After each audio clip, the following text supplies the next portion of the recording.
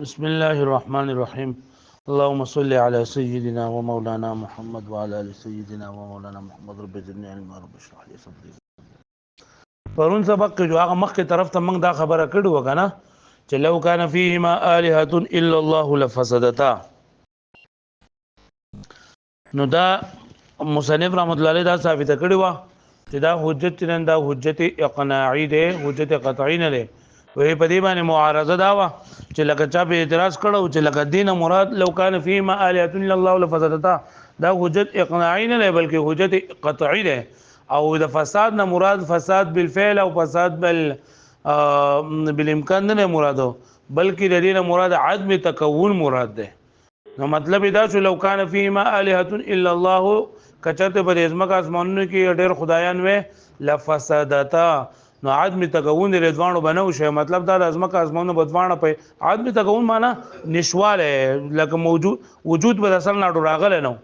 خدای ازمکه اسمانونو موجود دي جو خدایانو ډېر نشته. دا خبره وې قطعی ده. نو موږ ورته وایو چې دا خبره قطعی نه ده، ځکه لګي امکان تمانع ستاره نه خدا معلومیږي، ستاره خبر نه معلومیږي چې په کم ځای کې هم تمانع راځي جو الته کې دلنه دا به دغه راځي،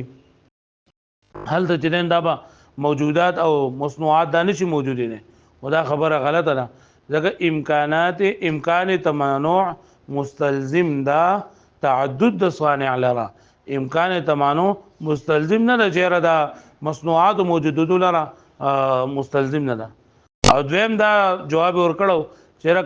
ته چې دین عدم تکون مراد ده، موږ څنګه پوس کو چې عدم تکون بالفعل ته مراد ده او عدم تکون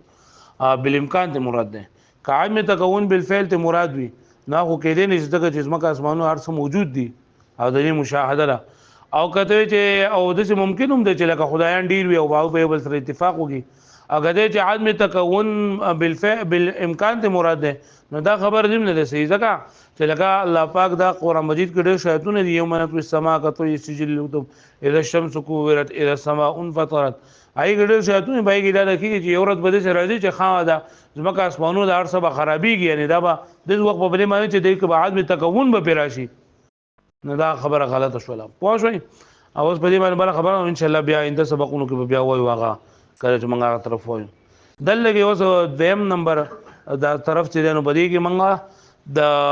کم دلایل باس کیږي او کم عقاید چې باس کیږي. نو په عقایدو کې یو عقیده هغه ده چې الله پاک رسولان چې نن د دنیا ته را لېږلي دي د بندګانو د هدایت لپاره. نو هغه رسولان په دې باندې کومه خبره باندې یقین لرل ضروري دي، په کومه خبره باندې نه دي لرل ضروري. دا ټولې خبرې اترې د رسول مطابق کوي. نو دلته کې د رسول خو الاول دغه لیکل د ماده اشتقاق ذکر کړی ده چې رسول دا د رسالت نه ماخوذ ده، او رسالت ویل کېږي پیغام رسول ده. رسول هغه کس ته کوم چې د الله له طرف نه دا ذوی العقول بندگانو ته د الله پاک او د الله پاک د ذوی العقول بندگانو په منځ کې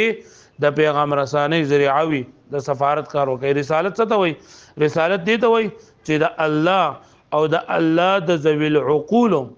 ذوی العقول ټکی وګوای د ذوی العقول مخلوقاتو په منځ کې د سفارت کار ورکوي. هغه پوه شو به دې معنی ها، یعنی دا رسول د الله او د الله د ذوی العقول مخلوق په منځ کې سفیر او نماینده وي یو قسم لا. او دا د سره پر د رسول راتلو مقصد سره د رسالت مقصد سره د رسالت مقصد دا دی چې د دې په ذریعه سره د انسان په عقیده کې د انسان په اعمالو کې چې کم مرزونه دي او هغه د دنیا او د آخرت کم مصلحتونه انسان ته حاصل شي، کم علتونه بیماریان مرزونه چې په انسان کې د عقیدې په لحاظ سره دي یا د دنیا او د آخرت په لحاظ سره دي، دا رسالت او پیغمبران الله پاک د دې لپاره لېږلي دي چې دغه په دې سره زایل شي. لکه پوه شوئ رسول د رسالت نه ماخوذ دی، رسالت ویل کېږي پیغام رسانۍ ته. او دا څه ته ویل کېږي رسالت؟ نو موږ وایي د اصطلاح په اعتبار سره چې د الله او د الله د ذوی العقول مخلوق په منځ کې د سفارت نوم ته رسالت ویل کېږي. یعنی رسول د الله او د الله د ذوی العقول مخلوق په منځ کې نماینده وي. دا ذوی العقول ټکی پکې څنګه وایي که نه چې لکه دغه دي بعضې کسان وایي چې استدلال کوي د دې آیت نه وَإِن مِّنْ أُمَّةٍ إِلَّا خَلَا فِيهَا نَذِيرٌ، چې نشته دی هېڅ یو جماعت مګر پای کې الله پاک یو يرونکی جنده را لېږلی. نعوذ بالله نعوذ بالله. وای په دې سپو کې هم يرون کې را لې پیغمبران دي او په خنزیرانو کې هم دغه دي پیغمبران دي. ځکه وای من امه الا خلا فيها نذير. نو دلته کو څه ټکول و چې د ذویل الباب ذویل العقول په منځ کې راغی. او مالکیه یعنی مالک او امام مالک رحمۃ اللہ علیہ دا فتوا ورکړه دا چې کم کس دا و چې په حیواناتو کې الله پاک نبی را لېږل لري یعنی په زناورو کې نو کافر کیږي په دې باندې. دې خبره باندې پوه شئ. نو ام من امتی د امت به حیوان ته حیوان غسستو چې هغه سا والی او سا والا غلګدا څنګه چې انسانان دغه شاندار سړي نو دا خبره منګوي په هر ذویل عقول بندګانو کې الله پاک تننده په هر زمانه کې پیغمبران علی ګل دي. ته په دې خبره باندې پوه شئ. یو منګه د رسول او ستوي او بل رسول چې نه د سره پار راځي دا تاسو یې ځکه سره پار راځي چې دې په دې سره بندګانو ته د بندګانو لپاره چې کوم خبره د فائدہ منی دي د دنیا او د آخرت لپاره چې هغه دې بندګانو ته ورسي. بیا پر رسول او پر نبی کې فرق شته او کنيشته اندازونه یو شی نو مخکې دا خبره تر شوی ده کنه د کتاب په اول کې دا خبره کړو کنه او رسول او نبی په دې کې فرق شته چې تاسو په کې څه خیال ده تاسو په څه مذهب ده یو قول خدای دې چیرې په دې کې یو شی رضوانه خبر ورکوم کړي او کا دې ته ګوره چیرې رسول او نبی رسول هغه ته وی چاته مستقل شریعت ورکړل شوی او نبی هغه ته وی چاته مستقل شریعت او یا کتاب نه ورکړل شوی بلکې د مخکنی پیغمبر په شریعت یا کتاب باندې عمل کوي او رسول چې مستقل شریعت یا کتاب ورته ورکړل شوی.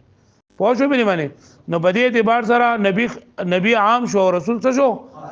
رسولان 313 دي او انبیا سودي 1,24,000 کم او زیات. نو په دې اعتبار سره هر رسول نبی دی او هر نبی رسولو او کدی ته به موږ ګورو چیرې نه نبی صرف او صرف د انسانانو ناراضي نبی صرف او صرف د سره ناراضي او دا رسول جنان د فرشتو نوم راتلی شي د انسانانو نوم راتلی شي دغه جبرئیل علیه السلام د الله پاک رسول دی میکائیل د الله پاک رسول دی نو فرشتو نوم راتلی شي انسانانو نوم راتلی شي نو په دې اعتبار سره رسول عام دی او نبی سره په دې خبره باندې پوه دا خبره مکه شي. بیا دا خبره ده چې دا رسولان را لېږل دنیا ته دا لکه پکار دي کله نه پکار کدا څنګه خبره ده پدې کې نو پدې کې څلور مذهبونه دي دا ارسال رسول په باره کې ان د رسولانو دنیا ته د رسولانو را لېږل په باره کې څلور مذهبونه دي. نمبر 1 مسلک هغه د معتزله و ده. معتزله وایي چې دا الله پاک د پاره د رسولان را لېږل دی دنیا ته دا لازم او واجب دی په الله باندې زکه چې دا رسولان را لېږل د بنده لپاره د اصلاح دي یعنی غوړه دي او په الله پاک باندې واجب دي. واجب مطلب دا اخلي چې لکه الله پاک د دې په ترک باندې چې نه دا لکه قادر نه لري خامخا لکه الله پاک بدار علیږي د څه نه چې کېږي چې الله پاک چې رسولان نه را لېږم خامخا بر علیږي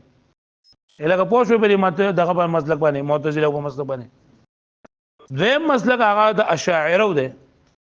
اشاعره وایي دا اشاعره نه ماتوریدیه وایي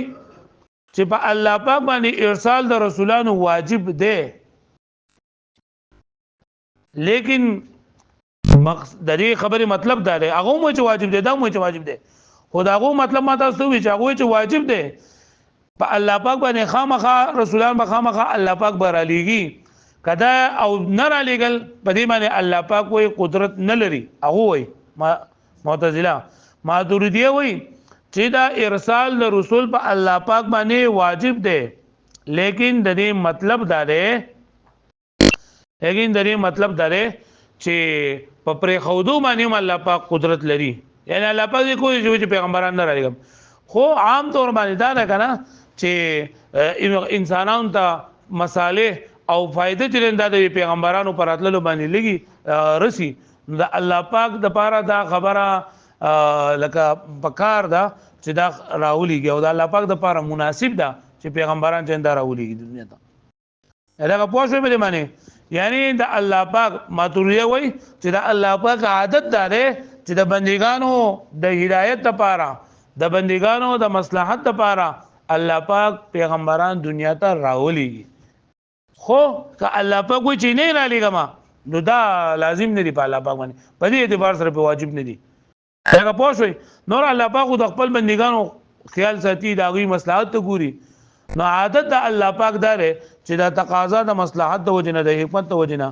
دا رسولان چې دا راولېږي دنیا ته پوه شوي هغه په دې باندې پوه شوي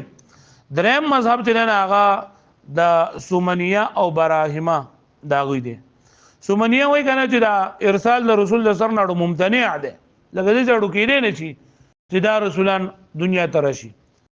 او د سومنیو دپاره دلیل هغه ځان دپاره دا دلیل وایي که نه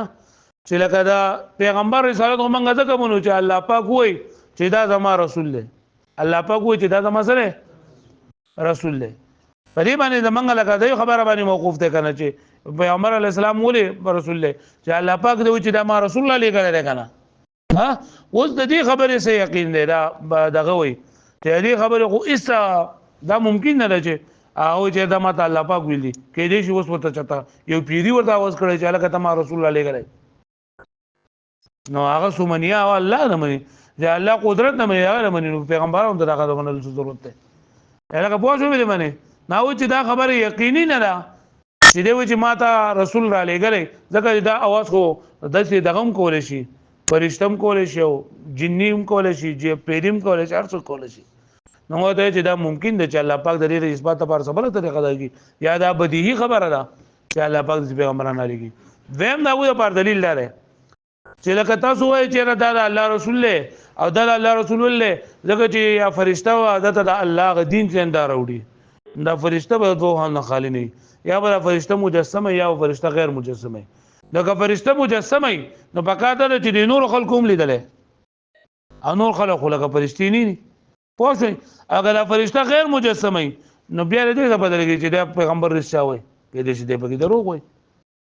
لکه په دې خبره باندې پوه شئ یا کېدای شي د پیری لیدلی دی چې نه ما ته فرشتې ویلي هغې جواب دا دی چې ورور دا رویت خالق او مالک دا الله پاک دی الله پاک چې چاته وغواړي ښی او چاته وغواړي نه یې ښی نو دا خو د الله پاک خو ښه ده او ته د الله پاک قدرت نه منې جو کېږه مزې کوه نه دا سومنیه دا خبره کوي براهمه هغه وایي که نه چې دا ارسال د رسول دا لکه به دغه دی دې ته د سر نه حاجت نشته دی ارسال د رسول د سره حاجت شته نه ځکه دا پیغمبر چې کومې خبرې مونږ ته کوي او د الله پاک احکامات په دوه قسمه دي یا به داسې خبرې چې یا به عقل مني یا به عقل نه مني نو که عقل یې مني نو هغې کې پیغمبر راتلو څه ضرورت دی خو د عقل په ذریعې سره به یې منو که نه او که داسې خبره چې لکه عقل هغه نه منله عقل یې نه منله د پیغمبر راتلو ته به ضرورت نشته هغه به د سر نه اړو مونږ یې منو مونږ نو پوه شو مې منې که عقل منله نو صحیح ده او که عقل نه منله جو نه به یې منو نو پیغمبر راتلو ته ضرورت شته دی نه نن ورته وایو جواب دلته دا دی چې ډېرې خبرې داسې دي چې د هغې پته چې نن دا د عقل په ذریعې سره نه لګي لکه دا دیوال د دې جوړول حلال دي که حرام دي شراب څکل حلال دي که حرام دي نو عقل په دې په ذریعې تا ته څه خبره نه شي کولی نو دې لپاره خامخا د وحي ضرورت او وحي راځي د رسولانو په ذریعې سره څلورم نمبر مذهب چې دی نه هغه د اشاعره دی اشاعره جمهور اشاعره دی وایي چې ارسال د رسول دا ممکن دی ممکن او د دې واقع کېدل دا د الله پاک فضل او احسان دی تفضل او احسان دی خو د الله پاک افعال دا معلل بالاغراض نه دي معلل بالاغراض نه دي مطلب دا چې لکه غرض یې وجو کې دا به کوي که غرض یې نه وجو نه به یې کوي د الله پاک افعال معلل بالاغراض نه دي پوه شو مې باندې ارسال د رسول دا هغه چې څه کار غواړي الله پاک چې څه کار غواړي جو هغه کولی شي هغه معلل بالاغراض نه دي پوه شوئ او شاعر رحمت الله علیه ته اگر چې دی په خپله باندې اشعري دی لیکن مذهب ورته د ماتوریدیه و چې نن دا غوره دی او ماتوریدیه دویم مسلک مونږ وایو په دې باندې پوه شوئ وګورئ اوس تاسو وفي ارسال الرسول او په رالیږلو د رسولانو کې جمع رسول على فعول من الرساله دا رسول جمع د رسول ده او رسول په وزن د فعول دی او رسول دا ماخوذ د رسالت نه یعنی مشتق د رسالت نه رسالت ویل کېږي پیغام رسول جو رسول معنی څه شوله پیغام رسونکی پھر سے دویم سایډ مونږ وایو وهي سفارة العبد او وس دا دې ته دغه ولي وای کنه د رسالت ولي دي ته وای نو هي سفاره العبد بين الله وبين ذوي الالباب من خليقته ذوي الالباب بګوي چې دا پیغام رسانی ده سفارت پیغام رسانی ده د بنده د الله او د الله د ذوي العقول مخلوقات په منځ کې ذوي الالباب الباب سمد لب عقل ته وای ان في ذلك لذكرى لاولي الالباب قرآن مجید الله پاک فرمایي نو دا الله پاک دا عقل مند او ذوی العقول مخلوقات په منځ کې ذوی العقول وي نو په دې سره هغه خبره رچ ولا چې کم کسان وای چې و ان من امه الا خلا فيها نذير او په هر غزم حیوان کې پیغمبر راتل سړي ضروری دي الګه پوه شوي وز دا پیغمبرانو د رسالت مقصد سره نو ليزيح بها عللهم فيما قصرت عنه عقولهم من مصالح الدنيا والاخره چې لري کې ليزيح ليزيلا چې لري کې د دې وجه سره هغه بیماریانه فيما بعض قصرت عنهم عقولهم چې قاصره دي د دین عقلونه داغي من مصالح الدنيا والاخره دنیا او د آخرت مصلحتونه یعنی ډیر د دنیا او د آخرت مصلحتونه د سړي چې عقل داغي د ادراک نه قاصره ده نو الله پاک دا پیغمبرانو لګري دي چې هغه بیماریاں دي انسان د لري کی عائلتون لري کی الګه پوه شوي او ضرورت خبره د رسول او د نبی په منځ کې فرق نو وقد عرفت معنى الرسول والنبي في صدر الكتاب وایته پیجندلی دا معنی د رسول او د نبی د کتاب په شروع کې نو پیجندلی دي دا کنه نو دی وای چې دوه بچته خو خيار لکانی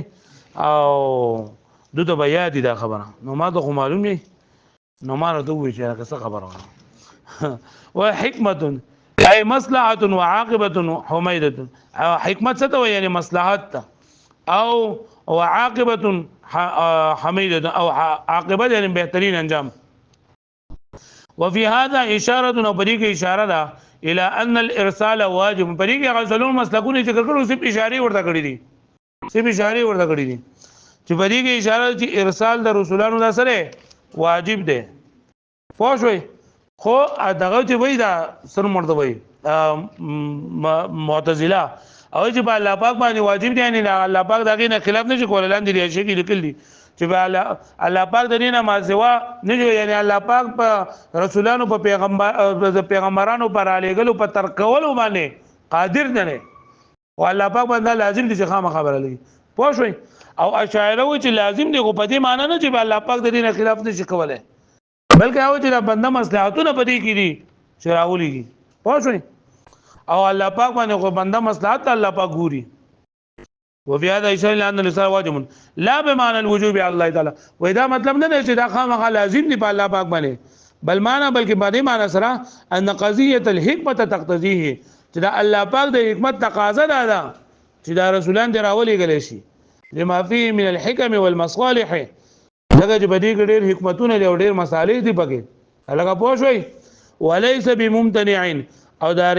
لګل د رسولانو ممتنع نه دي فما زعمت السمنيه والبراهيم لکه څنګه چې دا ګمان کړه د چا سومنیه او چا براهینا سومنیه سوې سومنات بوت په عبادت کوي هغه د سومنات بوت عبادت کوي څه ته سومنیه وای او په دای کې سومنات تل د بدای کې بوت په هندستان کې دا لکه پوه شو باندې او برهمن بایږي او دغه قبيله د هغه د براهيم وای نو دا خبره موږ وکړه کله چې سومنیه ځان لپاره څه دلیل پیش کړي چې یو دا چې دی وای چې الله پاک وای چې ارسل تو کما تر علی غلې نو دې خبره یقیني نه ده چې دا خبره چې نه ده الله کې دې شي دا ورته چې پیری وي او ته چې بچ وي او دویم جواب څور کوي دا دویم دلیل هغه د پاره سره چې فرشتہ د پیغمبري چرند دا څومره رسالت او دا څومره کتابونه دا ورته چاره لګري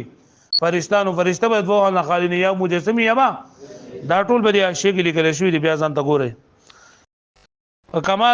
ولا بممکن او ممتث ممکن دی یستوی طرفاه چې داغه دوه طرفونه سوي